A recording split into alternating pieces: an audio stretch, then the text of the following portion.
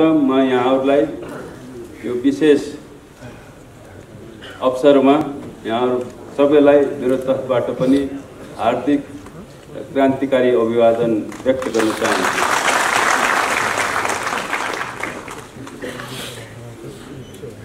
निश्चय पनि आज हामी इतिहासको एउटा विशिष्ट क्षणमा उभिएका छौं र हामी सबैले के अनुभव गरिरहेका छौं भने आज हामी अत्यन्तै एउटा जटिल परिस्थितिको सामना गरिरहेका छौं।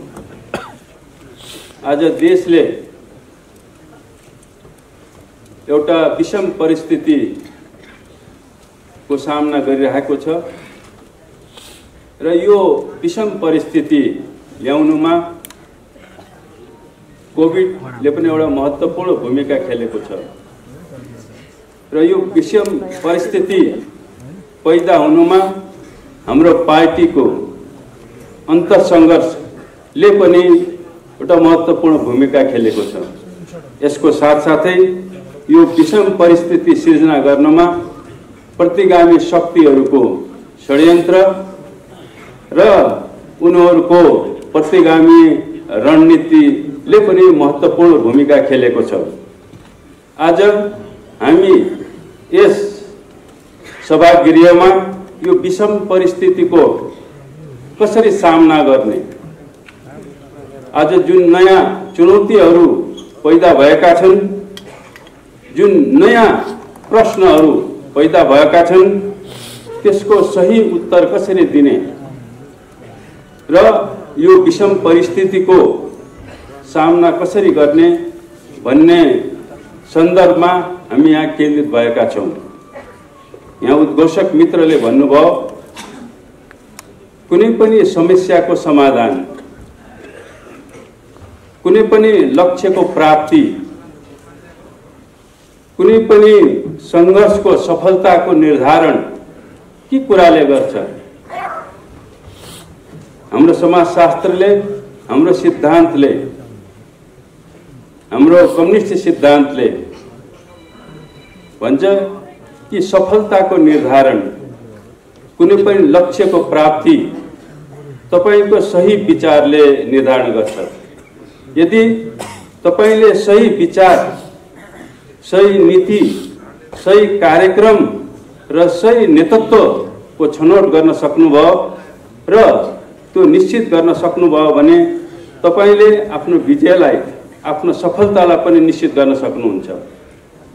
यदि तपाईले गलत छनौट गर्नुभयो, तपाईले गलत विचार, गलत सिद्धान्त, गलत नेतृत्वको छनौट गर्नुभयो र त्यो निर्धारण गर्नुभयो भने तपाईले प्राप्त गरेका उपलब्धिहरू, तपाईले प्राप्त गरेका लक्ष्यहरू पनि गुम्न सक्छन्।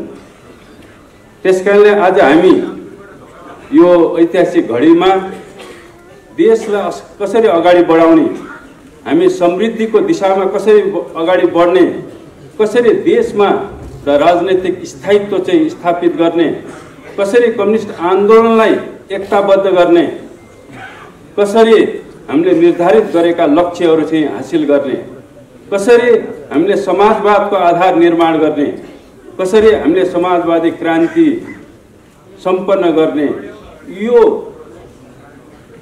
विचार र यो प्रश्नको जवाफ दिनको निम्ति हामी यहाँ उपस्थित भएका छौं। र हाम्रो अन्तरसंघर्ष, पार्टीको अन्तरसंघर्ष पनि यही विषयमा भएको। तपाईले कम्युनिस्ट आन्दोलनको 7 दशक यसले पार गरिसकेको छ र यो 7 दशकमा इतिहासले हरेक मोडहरूमा यी प्रश्नहरू उठाएको छ। हामीले आफ्ना लक्ष्यहरू कसरी प्राप्त गर्ने, हामीले समस्याहरूको समाधानहरू कसरी गर्ने, उत्पन्न अन्तर्विरोधहरूलाई कसरी हल गर्ने, हरेक पाइलाहरूमा, हरेक ऐतिहासिक घडीहरूमा यी प्रश्नहरू उठ्छन् र यी प्रश्नहरूको सही जवाफ दिएर मात्रै हाम्रो आन्दोलन, हाम्रो समाज र हाम्रो विकासको निर्धारण हुन्छ र त्यो अगाडि बढ्छ। र आज पनि इतिहासले यिनै प्रश्नहरू अगाडि उठाएको छ। पैदा गरेको छ र यही प्रश्नहरूको जवाब खोज्नको निम्ति र जुन प्रश्नहरूको जवाब हामीले खोजिरहेका छौं, पत्ता लगाएका छौं, निरूपण गरिसकेका छौं, त्यसलाई कार्यान्वयन गर्नको निम्ति एउटा प्रतिबद्धता हामी गर्नको निम्ति यहाँ हामी उपस्थित भएका छौं। कम्युनिस्ट आन्दोलनले 7 दशक पार गरिसकेको छ। अब 8औं दशकको पनि यो निकट पुगेको छ र यो लामो प्रक्रियामा नेपालको समाजको रूपान्तरणमा नेपालमा सामन्तवादको राजतन्त्रको अन्त्य गर्नको निम्ति नेपालका सरवारा वर्गले कम्युनिस्ट पार्टीले एउटा महत्त्वपूर्ण भूमिका, एउटा नेतृत्वदायी भूमिका खेल्दै आएको छ। सामन्तवादको विरुद्धमा, राजतन्त्रको विरुद्धको सङ्घर्षमा हाम्रा हजारौं सपुत सपुत्रीहरूले आफ्नो प्राणको आहुति दिएका छन्। थुप्रैले यातना सहेका छन् र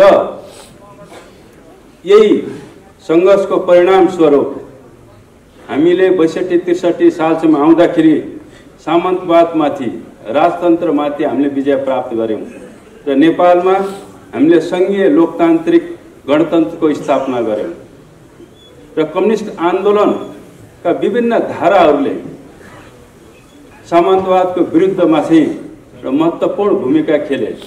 वर्ग सङ्घर्षका विभिन्न रूपहरूको प्रयोग गर्दै, अभ्यास गर्दै हामीले चाहे वर्ग सङ्घर्षको वैधानिक रूप होस् त शान्तिपूर्ण रूप होस् या वर्ग सङ्घर्षको आन्दोलनको हिंसात्मक या सशस्त्र रूप होस्, यी सबै रूपहरूको खुला र भूमिगत, राष्ट्रिय र स्थानीय सबै प्रकारका वर्ग सङ्घर्षका रूपहरूलाई अभ्यास गर्दै र हामीले 62-63 को आन्दोलनसम्म आउँदाखेरि यी सबै रूपहरूको संयोजनको धक्काबाट हामीले राजतन्त्रको, सामन्तवादको अन्त्य गर्यौं र कम्युनिस्ट आन्दोलनका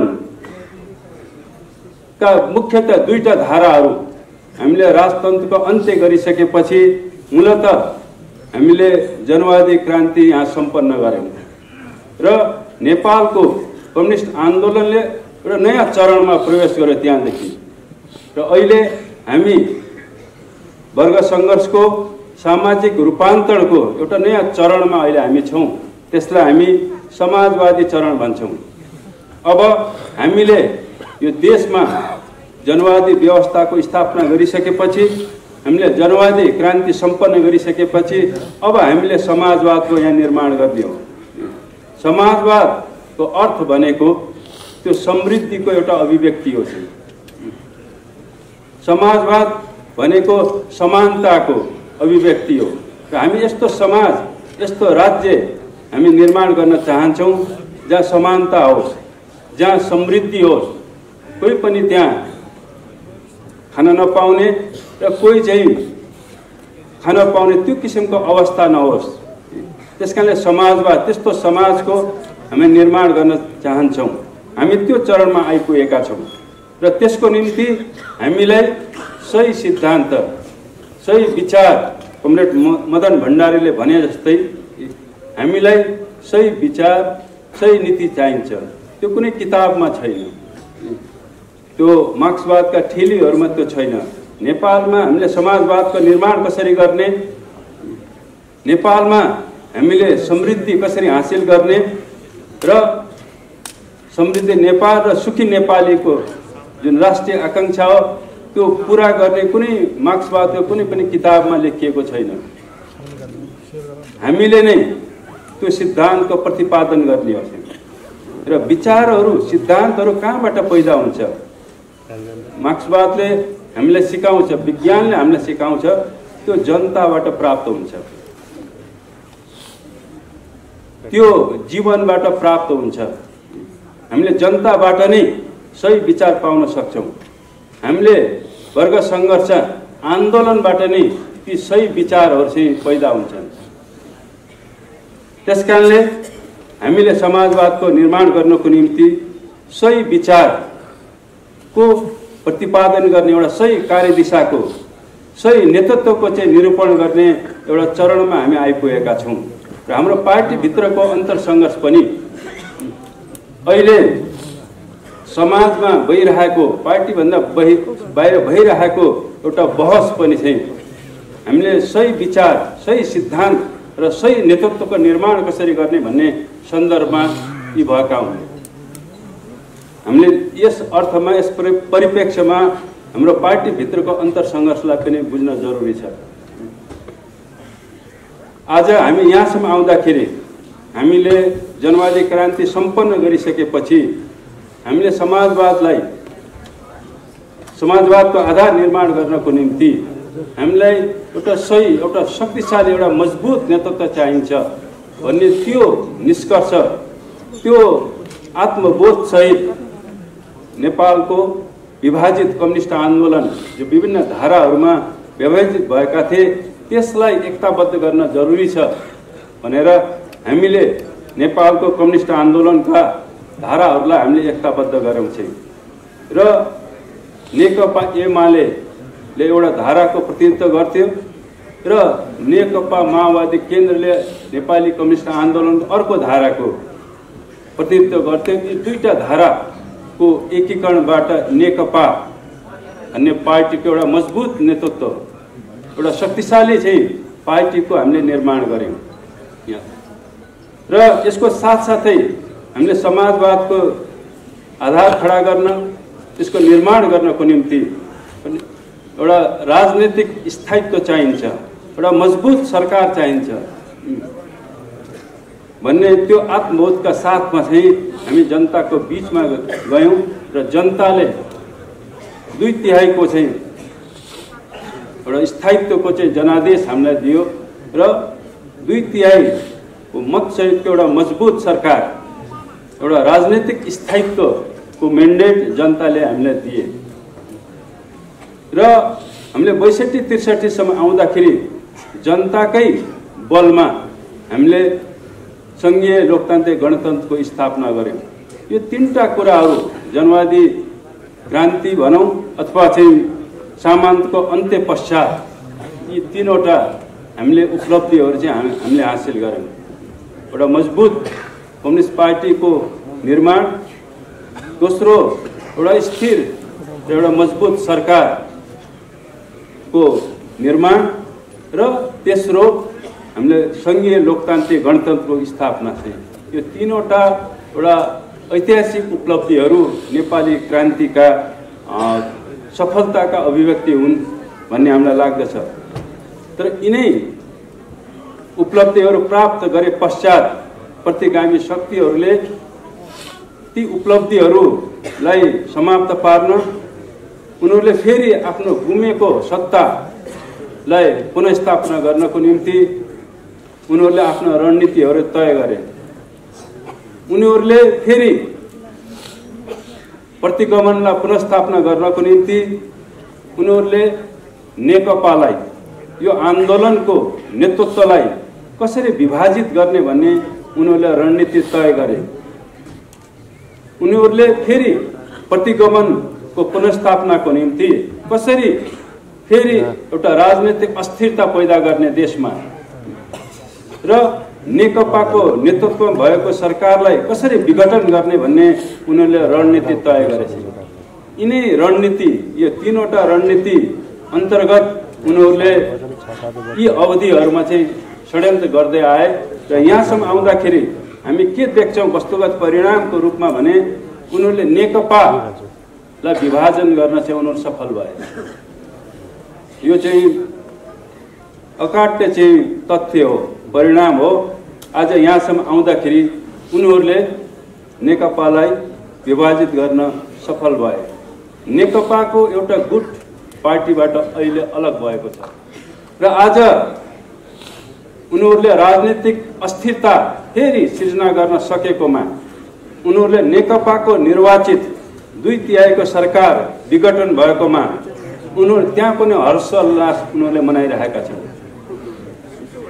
र उनीहरू अब के कुरामा ढुक्क जस्तो देखिन्छन् भने अब हाम्रो दिन फर्किनेवाला छ। अब फेरि प्रतिगमन हामी फर्काउन सक्छौँ।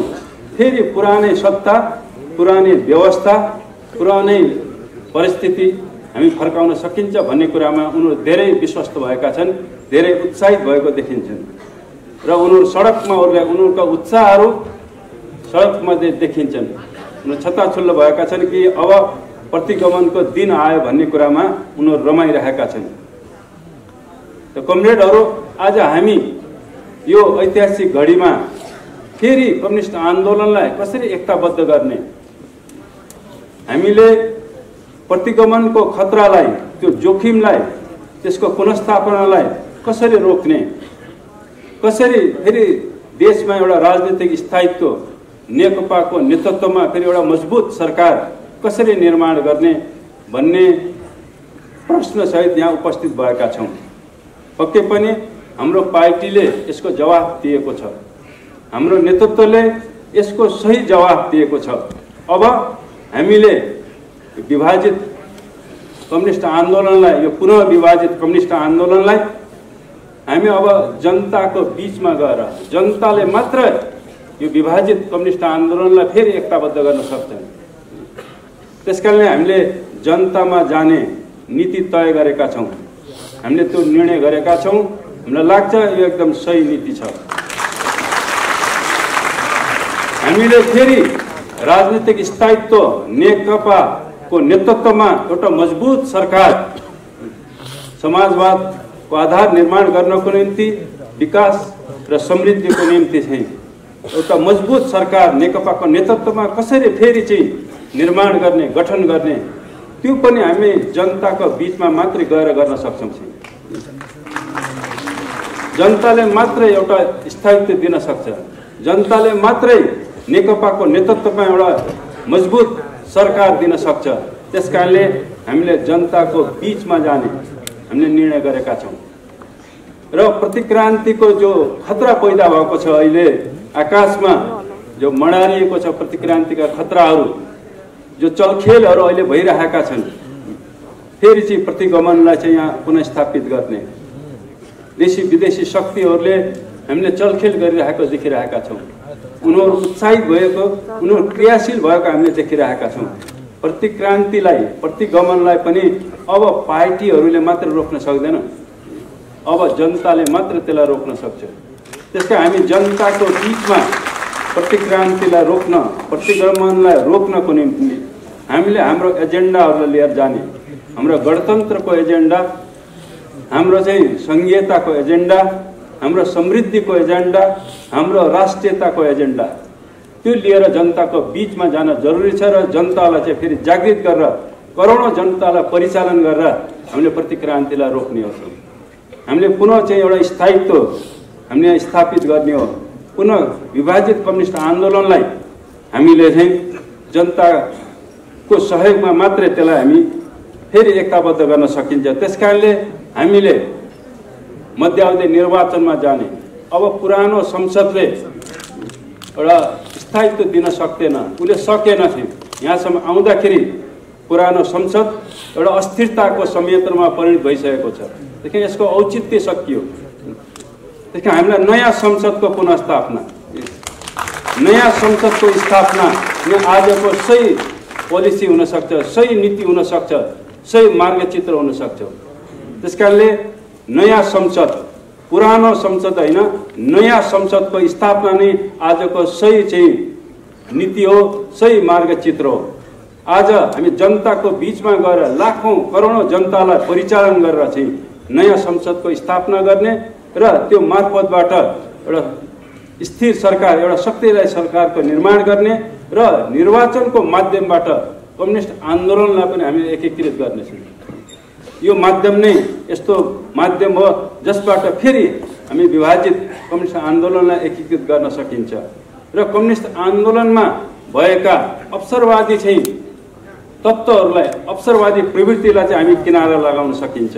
जनतामा गएर हामी यहाँ माथि बहस गरेर, छलफल गरेर, एक अर्कालाई कारवाही गरेर चाहिँ उनीहरूलाई किनारा लगाउन सकिन्न र त्यो जनताको बीचमा गएर मात्र चाहिँ कम्युनिस्ट आन्दोलनका अवसरवादी प्रवृत्तिहरूलाई चाहिँ हामीले चाहिँ किनारा लगाएर कम्युनिस्ट आन्दोलनलाई एकीकृत गर्न सकिन्छ। आज कम्युनिस्ट आन्दोलनमा फुट पैदा भएको कारण पनि चाहिँ अवसरवादी प्रवृत्तिको कारणले गर्दाखेरि हो। एउटा पद लोलुप सत्ता लोलुप चाहिँ प्रवृत्तिको कारणले गर्दाखेरि चाहिँ कम्युनिस्ट आन्दोलनमा चाहिँ त्यो विभाजन आएको हो। तपाईले पछिल्लो चाहिँ पार्टीभित्रको अन्तरसङ्घर्षमा हेर्नुभयो भने त्यहाँ कुनै राजनीतिक विषयमा चाहिँ हाम्रो सङ्घर्ष छैन। त्यहाँ सत्ता अंश बन्नमा हाम्रो झगडा छ। को प्रधानमन्त्री हुने, को राष्ट्रपति हुने, को पार्टीको अध्यक्ष हुने, त्यहाँ केन्द्रित छ बहस। को कमिटीका चाहिँ अध्यक्ष हुने, को सचिव हुने, को मन्त्री हुने, को राजदूत हुने, त्यहाँ बहस छ। देखा यो कुनै राजनीतिक बहस होइन, कुनै विचारधारात्मक बहस होइन। र किन संसद विघटन हुनु पर्यो, गर्नु भयो विघटन? किन पार्टीबाट एक थरी कमरेडहरू चाहिँ एउटा गुट चाहिँ अलग भयो? त्यसको पछाडि त्यो पावर सेयरिङ अथवा त्यसलाई सत्ता लोलुपतालाई नै बढी काम गरेको छ। पार्टीभित्रको अन्तरसङ्घर्षको चाहिँ एउटा उत्कर्षमा आउँदाखेरि हामी के देख्छौँ भने हाम्रा कमरेडहरूले पार्टीको अध्यक्षलाई हटाउनको निम्ति उनीहरूले आरोप पत्र खडा गरे। उनीहरूले आफ्नै पार्टीको प्रधानमन्त्रीलाई हटाउनको निम्ति उनीहरूले कृत्रिम चाहिँ आरोप पत्र खडा गरे। हुनसक्छ पार्टीको अध्यक्ष एउटा व्यक्ति पनि हो र कमी कमजोरीहरू सबैमा हुन्छन् र ती कमी कमजोरीहरूलाई सच्याउने कुरा हो। तर कमरेडहरूले पार्टीको अध्यक्षलाई चाहिँ कमरेडहरूले एउटा कमरेडको रूपमा नभएर एउटा अपराधीको रूपमा उहाँहरूले चाहिँ आरोप पत्र खडा गर्नुभयो र त्यसलाई कारवाहीको हदसम्म लैजाने उहाँहरूले प्रयत्न गर्नुभएको थियो। प्रधानमन्त्रीलाई, पार्टीको देशको एउटा प्रमुखलाई, संसदीय दलको नेतालाई उहाँहरूले आफ्नो नेताको रूपमा होइन एउटा अपराधीको रूपमा उहाँहरूले खडा गर्नुभयो र प्रधानमन्त्रीबाट हटाउने उहाँहरूले चाहिँ योजना बनाउनु भएको छ। हामीले भन्यौँ कमरेड तपाईहरुको यो आरोप चाहिँ यो सही छैन, यो उचित छैन। अहिले पार्टीको अध्यक्षलाई हटाउने कुरा यो तपाईहरुको सोच, यो तपाईहरुको नीति, यो कदम भनेको यसले पार्टीलाई विभाजनतिर लान्छ। कम्युनिस्ट पार्टी विभाजनतिर, विघटनतिर चाहिँ लैजान्छ यो तपाईको यो कदमले, यो आरोपले। त्यसकारणले यो आरोप तपाईहरुले फिर्ता लिनु। ठीक छ, कमी कमजोरी छ भने हामी आत्मालोचना गरौँ र अध्यक्षलाई हटाउनु पर्ने हो भने एउटा विधिसङ्गत ढङ्गले महाधिवेशनको प्रक्रियाद्वारा अध्यक्षलाई हटाउन सकिन्छ। तर यो ढङ्गले जसरी तपाईहरुले अहिले आरोप खडा गर्नु भएको छ यसले वास्तवमा पार्टीलाई विघटनतिर लान्छ र यो फिर्ता लिनुस् भने लास्टसम्म चाहिँ हामीले अनुरोध गर्यौं। तर हाम्रा कमरेडहरूले त्यो कुरालाई मान्नु भएन। हामीले अन्तिमसम्म पनि हामीले भन्यौं कि अहिले प्रधानमन्त्रीलाई यो कार्यकाल पुरा नहुँदै अहिले हटाउनु यो उचित हुँदैन। यसले एउटा ठुलो राजनीतिक अस्थिरता पैदा गर्छ। त्यसकारणले यो कदम पनि चाहिँ तपाईहरुको उचित छैन। यो सोच र यो माग पनि बेठिक छ। ठीक छ, अब आगामी निर्वाचनमा तपाईहरु हुनु होला, कोही हुनु होला, अहिलेको चाहिँ प्रधानमन्त्री हुनुहुन्न अथवा हुन्न भनेर उहाँले आफैले पनि भनिराख्नु भएको छ। त्यसकारण यो ढङ्गको अडान तपाईहरुले नलिनुस् र यो आरोप, यो माग तपाईहरुले फिर्ता लिनुस् हामीले भन्यौं। तर उहाँहरूले त्यो अडान उहाँहरूले छोड्नु भएन र उहाँहरूले प्रधानमन्त्रीलाई संसदमा बहुमत बनाएर एउटा अविश्वासको प्रस्ताव ल्याउने योजनाहरू उहाँहरूले अगाडि सार्नु भएको छ। एक ढङ्गको राजनीतिक कु भनौँ, उहाँहरूले चाहिँ त्यो दिशातिर उहाँहरू अगाडि बढ्ने नै उहाँहरूको चाहिँ अडान यथावत देखिसकेपछि त्यसपछि अब यो संसद जहाँ नेकपाको 2/3 मत छ, यो एउटा स्थिरताको एउटा संयन्त्रको रूपमा थियो। कमरेडहरूको यो अडानपछि अब यो संसद यो स्थायित्वको संयन्त्र होइन कि, यो त अस्थिरताको संयन्त्रमा परिणत भइसक्यो र यसले आफ्नै नेतृत्वलाई चाहिँ अब विस्थापित गर्न खोजे। त्यसकारणले अब यसको औचित्य सकियो भनेर प्रधानमन्त्रीले आफ्नो विशेषाधिकारलाई प्रयोग गर्नुभयो र यो एउटा ठुलो राजनैतिक कदम हो। यो चाहिँ एउटा संवैधानिक कदम भन्दा पनि यो ठुलो राजनीतिक कदम हो। चाहिँ राजनीतिक पुलाई रोक्ने, एक ढङ्गको प्रतिगमनलाई रोक्ने चाहिँ एउटा ठुलो चाहिँ राजनीतिक कदम हो र यो ठुलो साहसिक कदम पनि हो। चाहिँ